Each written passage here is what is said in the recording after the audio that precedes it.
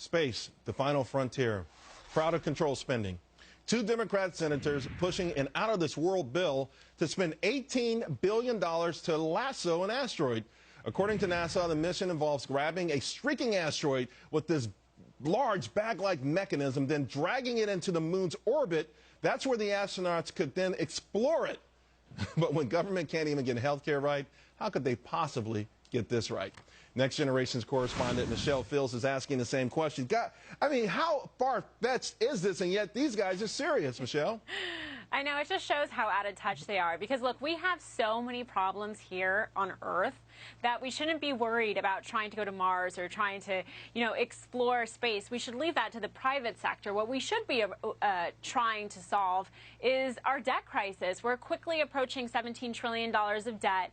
We have over 7% unemployment. That should be our #1 priority. But what about maybe the idea is that, you know what? If we wreck this country, then we'll be able to recolonize on that asteroid. So, I mean, maybe they're thinking about an exit strategy here, Michelle.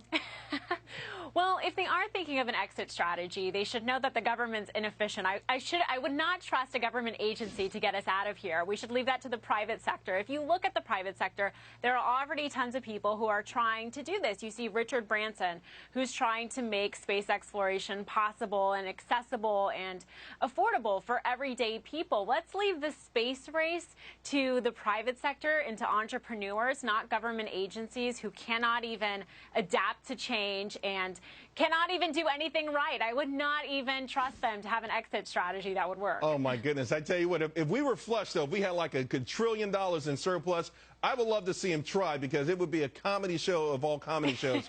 but don't you think that this just shows to a certain degree how disconnected they are? Now, listen, you've got Bill Nelson, a former astronaut, and he's also down in Florida. Maybe it helps his constituents. And Jay Rockefeller, who I don't know, maybe he just never saw a spending bill he didn't like.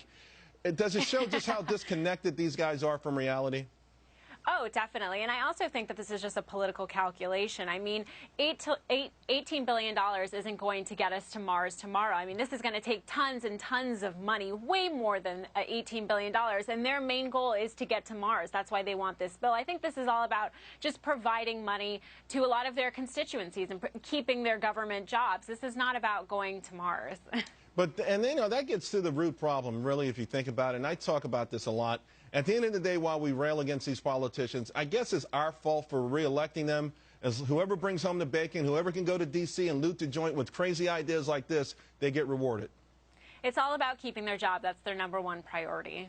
Well, I got to tell you, I don't know about you. Again, I love to see it. And you talked about Elon Musk and Richard Branson. Yes. They probably could get it done, not for $18 billion, but it's just a nutty idea, and it has to go away soon. But you don't. We want you to keep coming back, Michelle, so thanks a lot. Thank you. All right, we'll see you soon.